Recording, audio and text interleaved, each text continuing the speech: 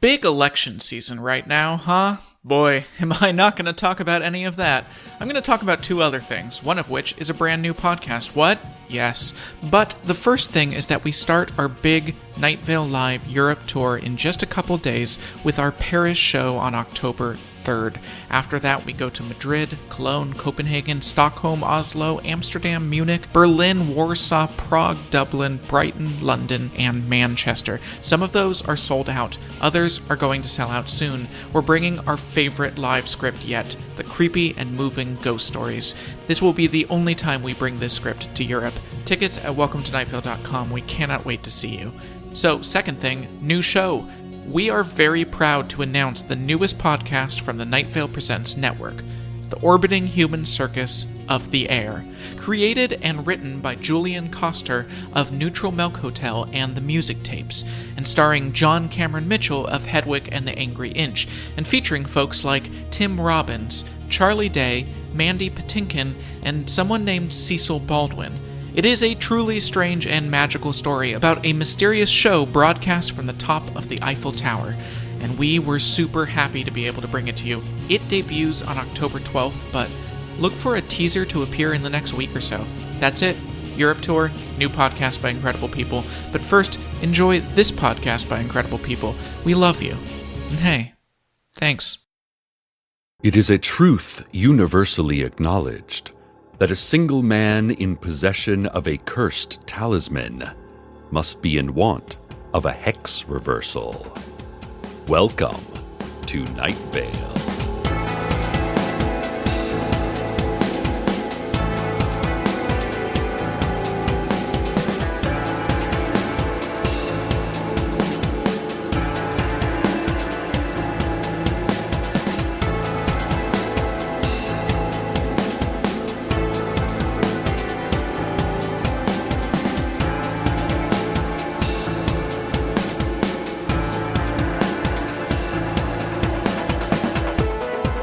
Night Vale, we have a special treat for you today. Joanna Rey, head zookeeper at the Night Vale Zoo, joins us live in studio. She's also brought in several animals for us to see. Since this is radio, if you are not a telepath or an omnipresent spirit, you won't be able to see them. You'll just have to imagine the animals, but that shouldn't be difficult. As the old saying goes, 1,000 words is worth a picture. So today's show should be worth about 2.6 pictures. You will also be able to envision 2.6 animals during today's show. Joanna, welcome to our program. Thanks for having me. I can see you brought in some really interesting... What are those, raccoons? These are chickens. Oh. One of the evolutionary defensive traits of the chicken is its resemblance to the raccoon. For instance, both animals have 2 eyes and antennae, and like the raccoon, the chicken is mortal, which is a term zoologists use to describe animals that eventually die. I remember as a small child, I found a dead raccoon in our yard, and I told my mother about it. I thought it was sleeping. But that day, my mother sat me down and explained death to me. Cecil, she said, most of God's creatures are born, and then one day they die, just like you and me. One day both of us will die. One of us will do so in a much more eventful way than the other, unlike this raccoon, which died from a rock I dropped on it. Why did your mother drop a rock on a raccoon? Oh, she was always a jokester, always up to some kind of prank. Dropping rocks on people and animals was just her way of kidding around. Anyway, these chickens are gorgeous, with their bright orange and yellow wings and dozens of spiny legs. What's weird is I always assumed chickens were mythical because I've never seen one in person. A lot of people make that mistake in logic. But just because you cannot see something doesn't mean it doesn't exist. This is something zoologists must always remember because there are so many creatures not visible to human sight, like amoebas and microbes and ghost horses. When visitors come to the Night Vale Zoo, staff members from our audience education team often hide in the shrubbery and then jump out shouting, "I'm real!" at the blindfolded zoogoers just to educate people on the existence of things they can't see. I've learned a lot of neat things while wearing a blindfold. We'll get back to your wonderful creatures in a moment, Joanna. But first, today's news. Wait, what was that? Nothing. What? I didn't hear a low growling sound. Is it hot in here? Okay, let's have a glance at traffic. The roads are totally clear today. It's a real mess out there. No one can see where the streets are because they are completely transparent. I'd like to tell you which avenues and intersections to avoid, but since they're virtually invisible, that information is useless. Perhaps try walking or just staying at home.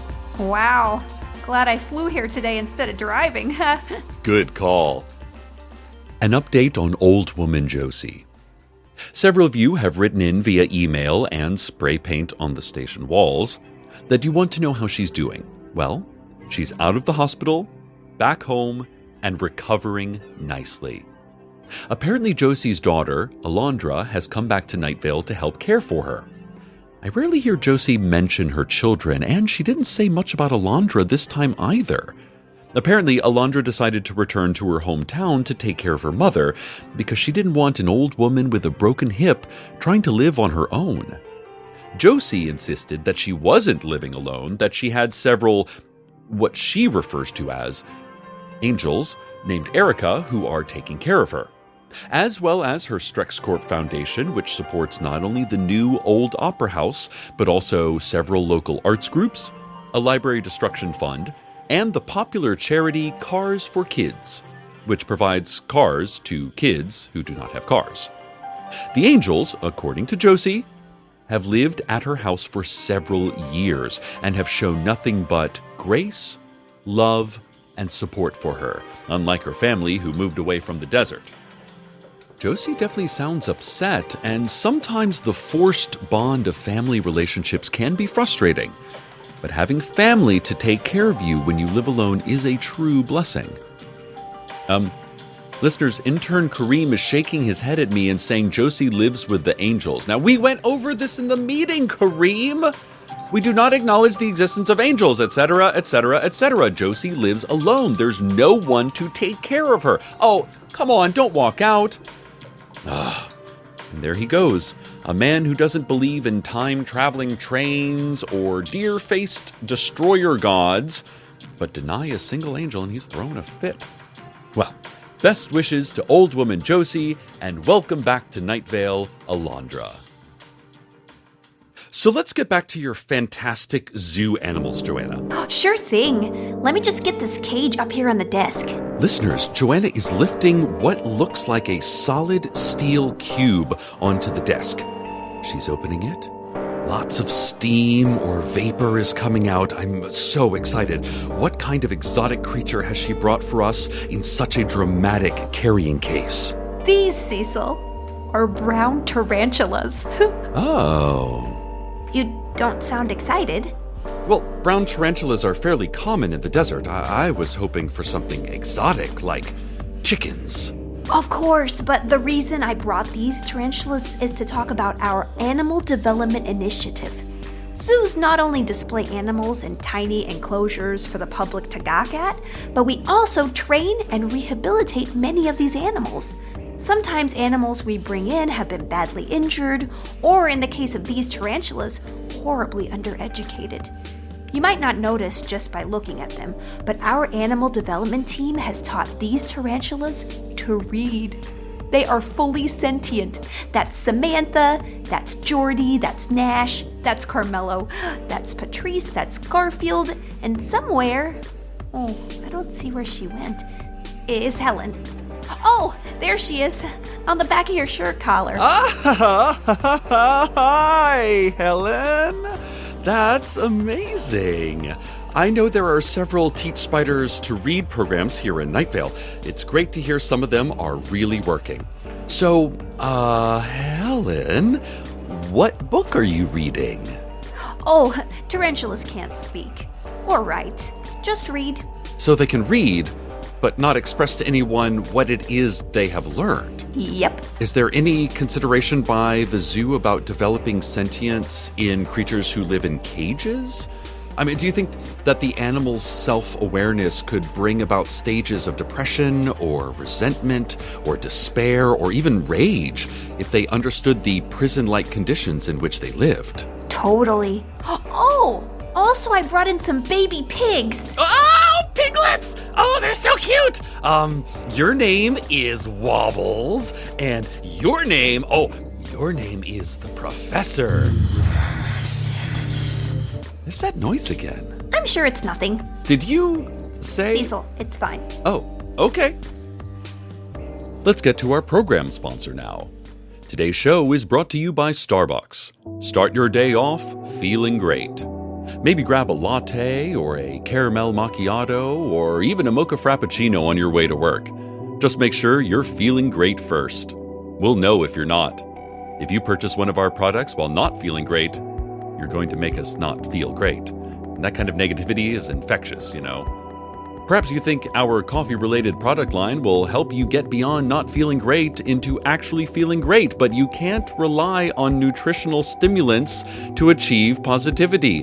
No. Caffeine and sugar will get your energy up, sure, but that crash is coming, and it won't be pretty.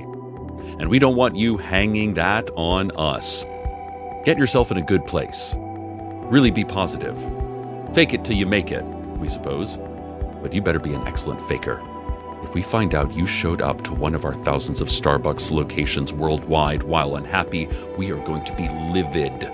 Just beside ourselves, all of us, every Starbucks employee standing in a line, literally beside ourselves, holding hands and saying directly to you, "Don't come here with your nasty attitude and expect us to bear the weight. Oh no, you will not." Starbucks. Cool your hot mess before you show your face around here. A few weeks back, we reported several five-headed dragons had arrived in Night Vale, including Hadassah McDaniels, the sister of current death row inmate Hiram McDaniels. Most of them are between 10 and 25 feet tall, and all have 5 heads. We're getting more and more complaints from local businesses and human Night Vale residents about these dragons. Marjorie Vallejo, manager of the Dollar Cinema, said each dragon takes up nearly a dozen seats, not to mention obstructing the view of all the seats behind the dragon's mass of long heads. Teddy Williams, owner of the Desert Flower Bowling Alley and Arcade Fun Complex, had to cancel league nights this week because he's having to buff out all of the claw marks in the lanes. That was actually lucky for my team, which is down 1 member while Old Woman Josie recovers.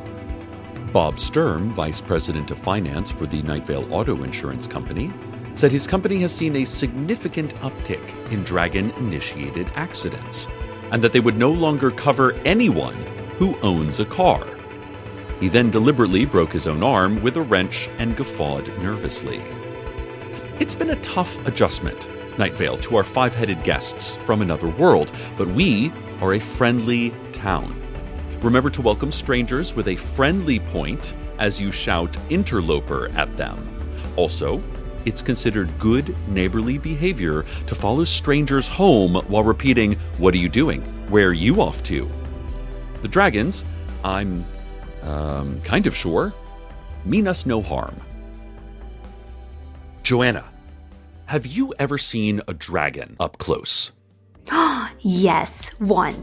They're beautiful things. Really intelligent and funny creatures. Fiercely loyal. Well, to their own kind anyway.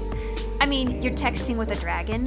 What are you doing Friday? And she doesn't text you back. And you're like, "Donna, I would like to see you. It's been weeks. Is everything okay?" And then one day you get a phone call and Donna's gold head is like, "You're a great woman. I've had a nice time." And her green head is like, "It's over, Joanna." And then you're just crying and crying for what? I mean, come on, Donna, really? So, what other animals have you brought in? Well, this is a longhorn steer. So majestic and bold. Wow, look at those horns. Also those wings. Wings are the best part of the steer. You know, I'm always in awe of animals who can fly. Just so delicious. Joanna? Joanna, your face, it's widening. Your eyes are turning yellow and your paws. I mean, Your hands are turning into paws. Listeners, Joanna is now... what are you, a panther, I think? Oh, she's jumping onto the... Oh my. Oh, that is not good. The wings are the best part of the stairs, Cecil. Listeners, Joanna is jumping after the hens now. We need to... Oh my god, the piglets. Wobbles. The professor... No, Okay, well, I wish I had not seen that. While we try to restore order, let me take you to the Microphones are not for eating. They are smarter than dolphins. Joanna.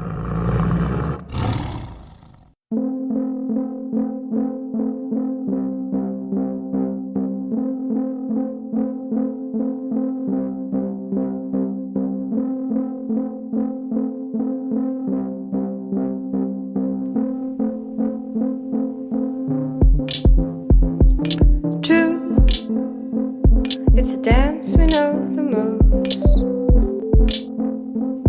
The bow, the dip, the woo. Though the words are true, the state is old news. Wrap me in your arms. I can't feel it, but rock me in your arms. I can't feel it, but get up, get down, get up, get down. Feel the turn rotation and start. See the next one waiting. Get up, get down, get up, get down, get up. Sentiments are singing, but the pair of feet change. I know my words will dry upon the skin, just like a name I remember hearing.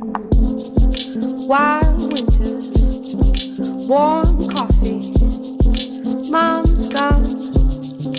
Do you love me? Blazing summer, cold coffee, baby's gone.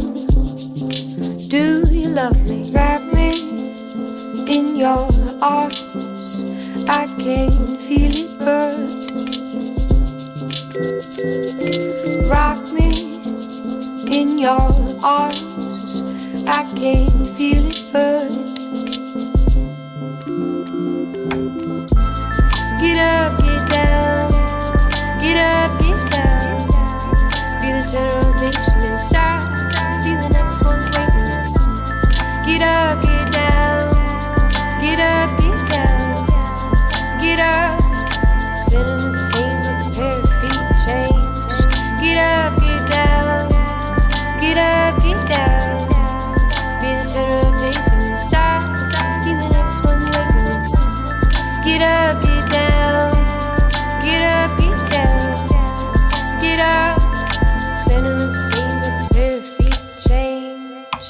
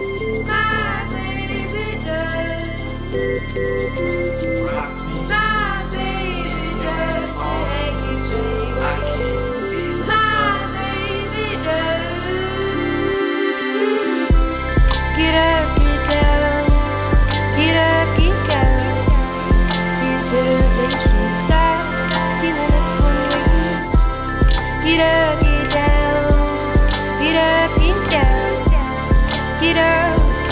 Sentiments the same with the pair of feet change.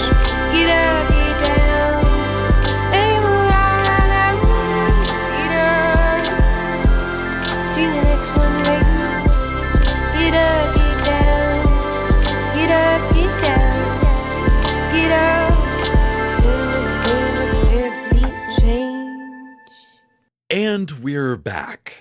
Our special guest today has been Joanna Rey, head zookeeper at the Night Vale Zoo. Thanks for being on our show, Joanna.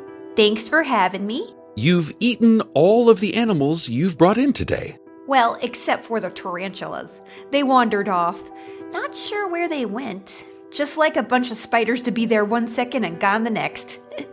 Oh, my intern Kareem tells me they all wandered over to the Human Resources Department here at the station and applied for sales jobs. Apparently, they were strong interviewers despite not being able to speak or write. Oh, that's a big success for our animal development initiative.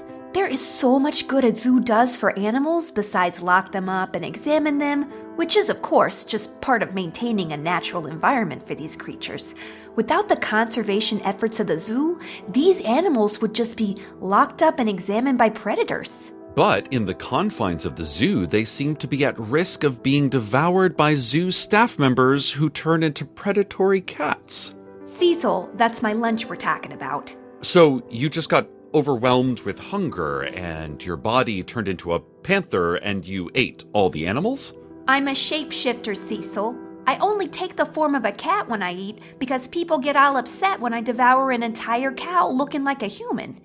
I am sorry about the damage to your studio. I really am. I should have eaten before I came. But don't be so quick to judge shapeshifters, Cecil.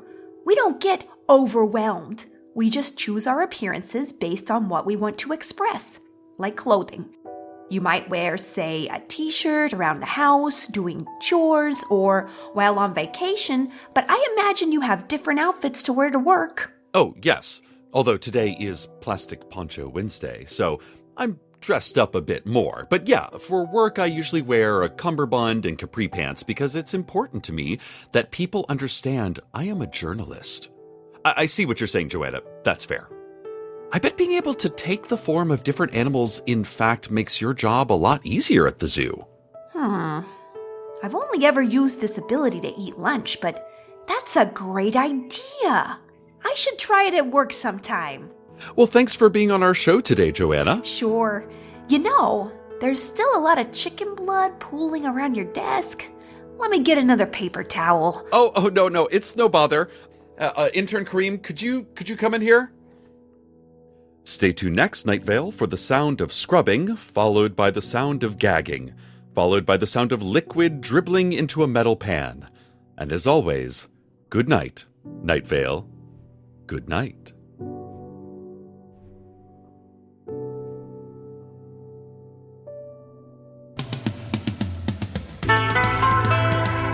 Welcome to Night Vale is a production of Night Vale Presents. It is written by Joseph Fink and Jeffrey Craner and produced by Joseph Fink. The voice of Night Vale is Cecil Baldwin. The voice of Joanna Rey was Felicia Day. Original music by Disparition. All of it, including his brand new album, Palm in Mirror, can be found at disparition.info or at disparition.bandcamp.com. This episode's weather was Coffee by Sylvan Esso. Find out more at sylvanesso.com. And for the story of how that song was made, check out the amazing podcast, Song Exploder. Comments, questions, email us at info@welcometonightvale.com or follow us on Twitter @NightVale Radio, or look inside your heart using a chisel. Check out welcometonightvale.com for more information on this show, as well as our live touring show coming to your town soon. Maybe. And while you're there, consider clicking the donate link. It's how we're able to do everything we do. Today's proverb. Want to feel old? People born in 2014 have already graduated college, don't know what a trombone is, and are all named after gourds.